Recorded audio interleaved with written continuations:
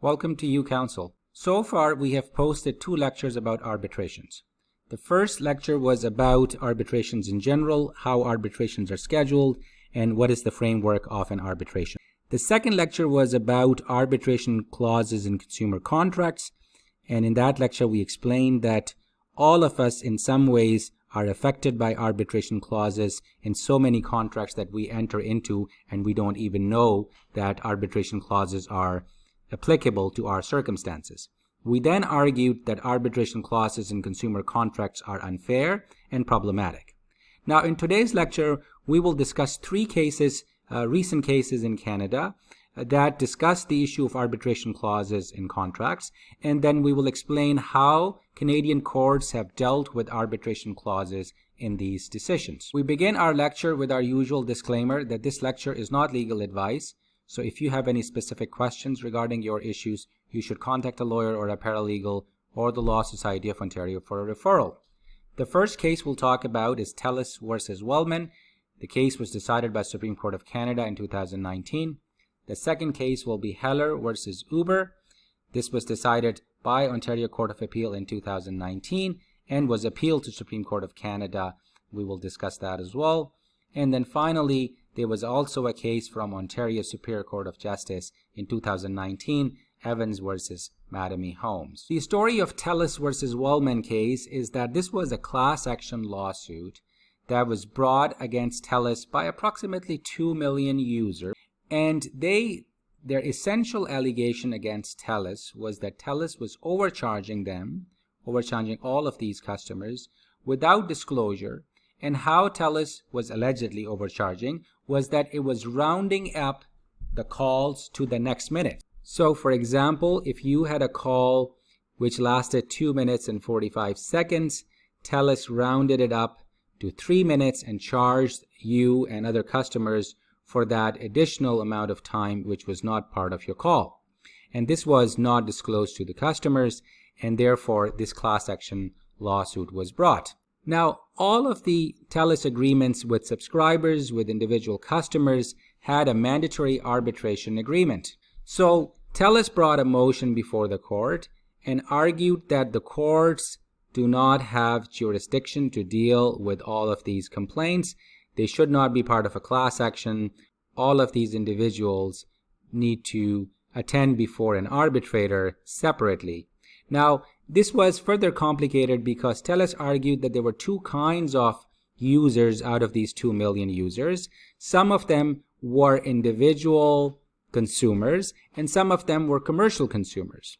And why the distinction was made? Because there is a legislation in Ontario called Consumer Protection Act, and that legislation basically provides that mandatory arbitration agreements in contracts such as the one between Telus and consumers was unlawful, and so therefore the mandatory arbitration agreement would not apply to ordinary consumers. Now, Telus brought this motion before the Superior Court of Justice in Ontario, and they lost that motion, and the judge reviewed the case on the basis of Arbitration Act and basically decided that the 2 matters, i.e. the matters with respect to the consumers generally and with respect to the commercial or business consumers were related, and they should be part of the same class action. And the judge made that decision by applying a specific provision of the Arbitration Act and interpreting that provision in a certain way. So it will be interesting for you to review the Superior Court judgment to understand how the judge made that decision. I will provide the link for the case below in the description of this video. Now, Telus lost at the first instance at the motion, and then they appealed at the Ontario Court of Appeal level, and they lost at the Ontario Court of Appeal again, and then they appealed to Supreme Court of Canada, and interestingly, they won at Supreme Court of Canada. The decision at Supreme Court of Canada was quite divided. There were 5 judges who ruled in favor of Telus, and there were 4 judges who dissented. So it is an interesting discussion for you to read that case and understand how the Supreme Court of Canada was grappling with this issue. The majority in Telus versus Wellman, the 5 judges, basically held that the Arbitration Act was enacted by the legislature and it dealt with the arbitration issues.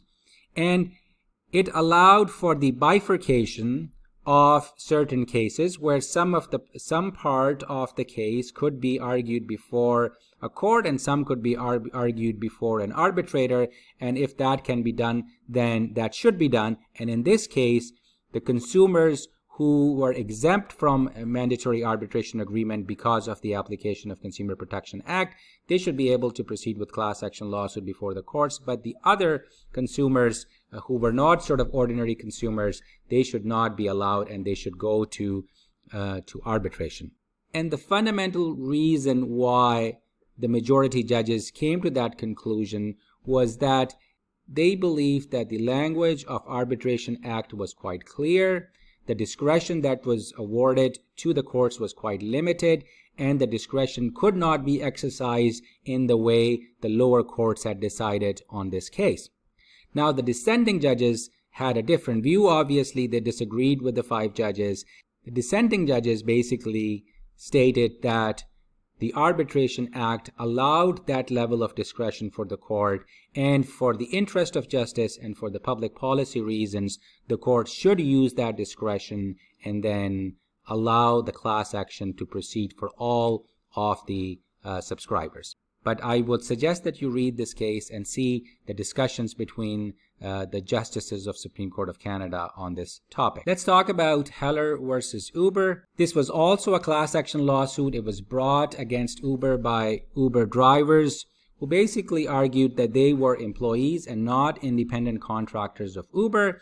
And if that was correct, then Uber had violated the Employment Standards Act in so many ways. All of these contracts that Uber drivers had with Uber had mandatory arbitration agreement. It stated that you will have to bring an arbitration in Netherlands, and the laws of Netherlands would apply. Again, the issue was whether the courts have jurisdiction on this matter or not. And when Uber brought its motion before the Superior Court of Justice, they were successful at that motion, and the judge ruled in their favor that yes, based on the application of Arbitration Act and by reviewing the individual contracts, the judge agreed with Uber that the court had no jurisdiction. So then the matter was appealed to Ontario Court of Appeal, which overturned the motion judge's decision and basically ruled that Uber had violated the Employment Standards Act because the arbitration agreement, the mandatory arbitration agreement in the contract, was in itself a violation of the Employment Standards Act. So that was one reason why the arbitration agreement would not be upheld. And secondly, the judges stated that the arbitration agreement was unconscionable because it required the individuals to spend money for the arbitration and the cost was much higher for them, and for that reason the agreement was unconscionable. When Uber was unsuccessful at Court of Appeal in Ontario, then they appealed to Supreme Court of Canada, and that appeal was heard back in November of last year, and we are expecting the decision from Supreme Court of Canada anytime now, and it will be interesting to see how the Supreme Court of Canada rules on this issue. The final case we'll talk about today is Evans versus Mattamy Homes. This was also a class action lawsuit, and it was brought by various purchasers of Mattamy Homes, and all of their agreements of purchase and sale had mandatory arbitration agreement. The case was also argued in 2019, and Mattamy Homes then brought this motion to argue that these consumers, these purchasers of homes, did not have a right to go to court and bring a class action lawsuit. The only option they had was to go to arbitration, and in this case the court held that the agreement was not unconscionable, and the mandatory arbitration agreement was upheld, and those individuals' cases were thrown out of the court. As I said at the end of my last lecture, that the way first world, the Western world, has treated mandatory arbitration agreement is quite different. In most of the Europe, in Australia, in New Zealand, also I believe, the mandatory arbitration agreements in consumer contracts are unlawful, whereas in the United States they are prevalent and they are enforced, and Canada is now grappling with this issue. Increasingly, consumer contracts have this mandatory arbitration agreement, which a lot of us are not even aware of, and the courts are now grappling with the issue that whether those arbitration agreements should be enforced or not. So far, the courts have ruled in the favor of the mandatory arbitration agreements, but we will see because the law will continue to develop on this matter. Thank you for watching.